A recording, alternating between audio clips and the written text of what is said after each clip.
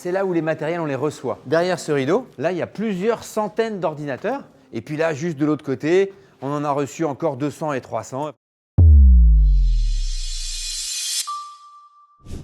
Ecoder est une structure qui reconditionne du matériel informatique et on a une toute petite particularité, c'est que 80% de nos effectifs sont soit en situation de handicap, soit en situation d'insertion. L'idée, c'était de se dire, il y a sûrement quelque chose à réunir entre le handicap psychique et le handicap d'une manière générale, et puis l'informatique. Le handicap psychique a ça de particulier qu'il n'altère pas les fonctions intellectuelles des gens, et donc de fait, il donne la possibilité de pouvoir mettre au travail sur des fonctions assez techniques, tout un tas de profils qui sont assez adaptés au monde de l'informatique.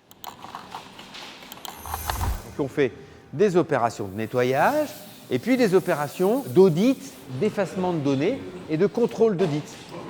On fait des opérations d'embellissement. Donc on va faire en sorte que la plasturgie, qui est un peu grasse, qui est un peu poussiéreuse, on va faire en sorte que ça paraisse aussi beau que possible. On va changer éventuellement la RAM pour la rendre plus dynamique. Et puis on va aussi, pourquoi pas, être amené à changer le disque dur. Voilà tout ce qu'on fait dans cet atelier.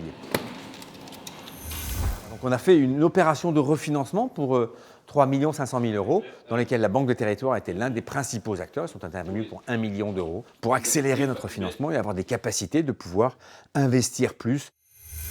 Le bénéfice pour le territoire et les personnes, il est assez clair, hein. On a décidé chez Ecoder d'avoir un rayonnement qui soit aussi local que possible. On cherche à faire en sorte que localement, on puisse reconditionner, commercer, collecter du matériel et en revendre, puis suivre des personnes en situation de handicap. Donc c'est vraiment l'enjeu sur lequel est Ecoder aujourd'hui. Alors, Malice, je vous écoute.